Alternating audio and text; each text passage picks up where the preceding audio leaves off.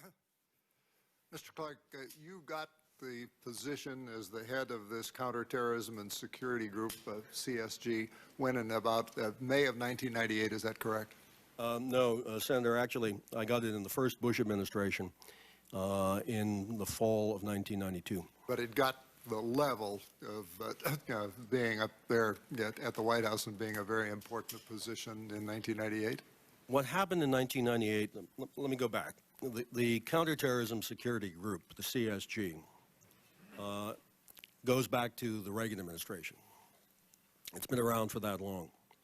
I started chairing it during the last few months of the Bush administration in 1992.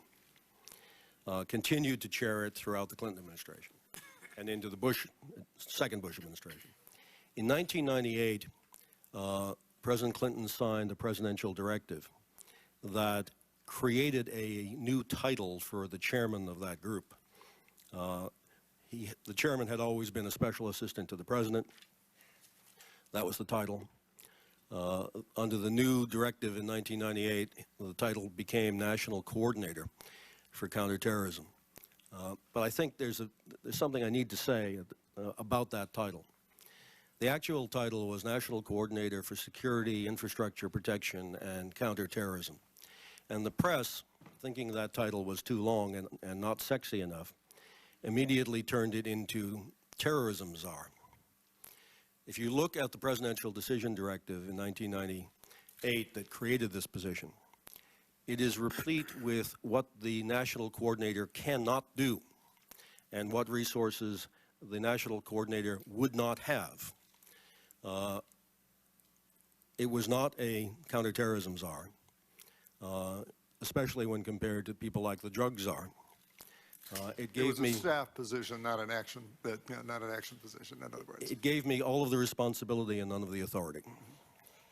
And later in 1998, of course, we had the explosions, the attack on the two embassies. Right. And shortly after that, the administration took its one military response to terrorism in the attacks on Afghanistan and the Sudan. Were those actions taken on your recommendation? Were you a part of the decision-making process and calling for that reaction?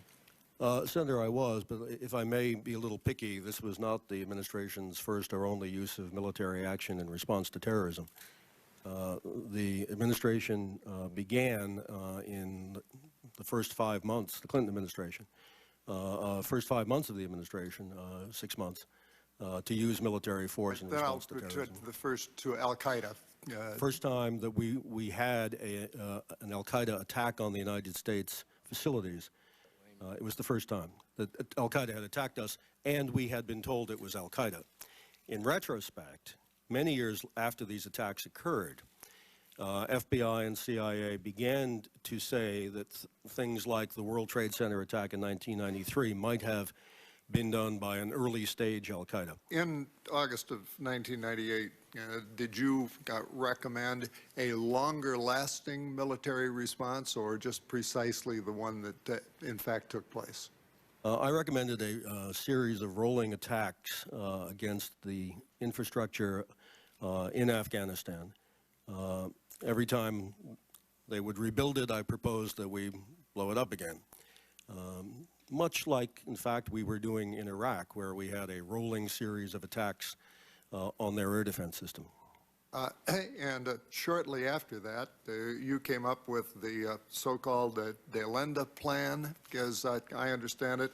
And is our staff report accurate in saying that it had 4 principal approaches: diplomacy, covert action, various financial members, and military action? Is that a reasonable summary? Yes, that sir. Our staff has given us? Yes, sir. And is our staff accurate in saying that the strategy was never formally adopted, but that you were authorized in effect to go ahead with the first 3, but not with the 4th? Yes, sir. And at various times thereafter, you did recommend specific military responses under specific circumstances, did you not? Yes, sir. Each of which was rejected for one reason or another. That's correct. Then in the early winter of 1999, when the CIA came up with a plan to attack a hunting camp in Afghanistan at which it felt that Osama bin Laden was present or was not present, that recommendation or that plan was ultimately aborted. Did you recommend against that plan? Yes, Senator. What I did was to call the Director of Central Intelligence and say that I had finally been presented with satellite photography of the facility. And it was very clear to me that this looked like something other than a terrorist camp. It looked like a luxury hunting trip. And I asked him to look into it personally. When he did, he called back and he said that he was no longer recommending the attack. Okay. So you never recommended either for or against an attack on that camp? Well, I think I don't want to split hairs. By calling the Director of Central Intelligence and suggesting to him that this did not look to me like a terrorist facility and urging him to look into it, he certainly had the impression that I wasn't in favor of it. Absolutely. Well, did it make any difference as to what kind of camp it was, if it was likely that Osama bin Laden was there? Well, it did, and in two respects. The administration had adopted a policy with regard, let me back up. After the bombings in 1998, we kept submarines off the coast of Pakistan, loaded with cruise missiles, for the purpose of launching a follow-on attack when we could locate bin Laden. The intelligence that we got about where bin Laden was very poor. The DCI, Mr. Tennant, characterized that intelligence himself on repeated occasions as very poor. On one occasion, we thought we knew where he was, and there were two problems. One, the intelligence was poor, according to George Tennant, and two, the collateral damage would have been great, according to the Pentagon.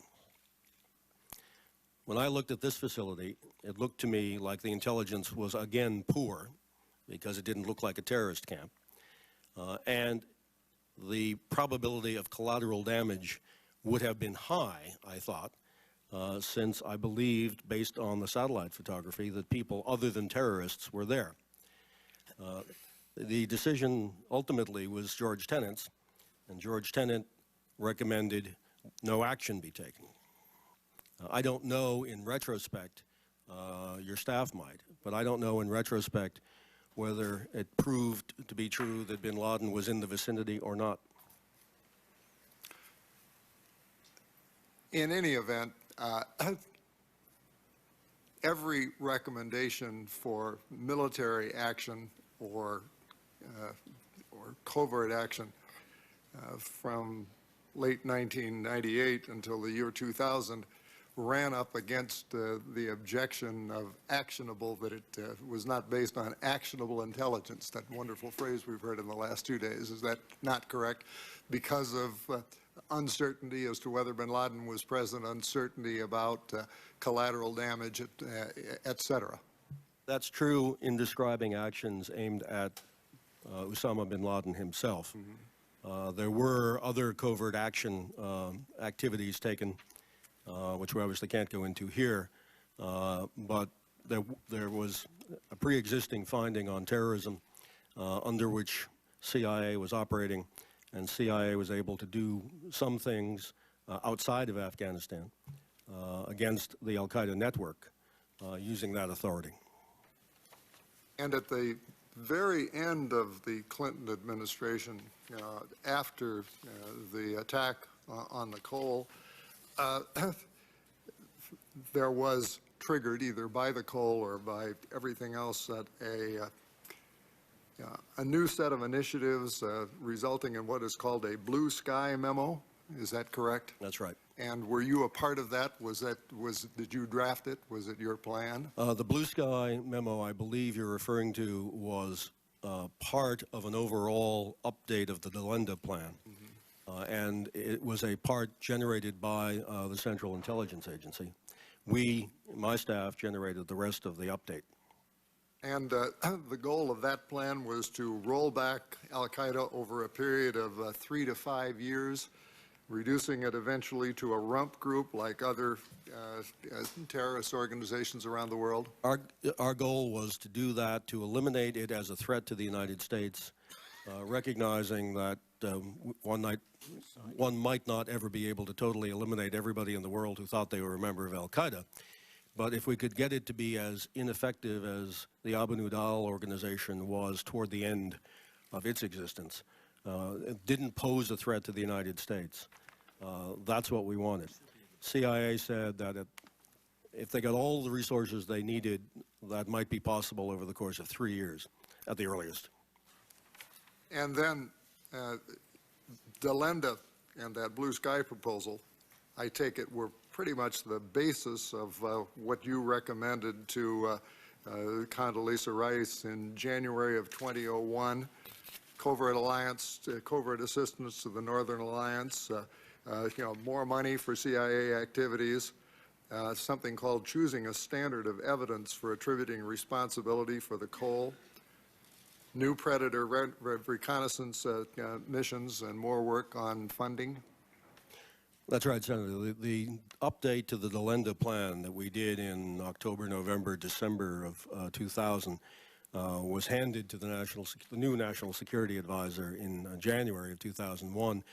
It formed the basis of the draft National Security Presidential Directive that was then discussed in September of 2001 and signed by President Bush as NSPD 9, I believe, later in September. What do you mean by a standard of evidence? I'm troubled by this fuzzy phrase, actionable intelligence. Senator, did you feel, and let's take the coal on that, as we've heard from Director Tenet in November and then more precisely in December of 2000, they'd pretty much concluded that the coal took place through al-Qaeda people, but they couldn't prove that it had been directed by Osama bin Laden. Was the amount of intelligence available in November, December of 2000 and 2001, in your view, actionable intelligence that could have been the appropriate basis for a specific response to the coal? The phrase that you read, the standard for actionable, was a way of my addressing this problem. And I wanted to get us away from having to prove either in a court of law legal standard or even in some fancy intelligence community standard that went through a prolonged process that took months. I thought we could disassociate the attack on the coal from any attacks that we did on the Taliban and al-Qaeda. If people wanted to further study who was guilty of attacking the coal, and the FBI had deployed hundreds of people to do that, and CIA was saying that there were some people involved who might have been al-Qaeda, I thought, fine, if you want to have that kind of standard and you want to have that kind of process, fine, then let's separate that and let's bomb Afghanistan anyway and not tie the two together. But it seemed to my staff, who were looking at the same intelligence that the CIA was looking at, it seemed to us within 2 days of the attack on the coal that we could put together an intelligence case that this was an al-Qaeda attack by the local al-Qaeda cell in Yemen.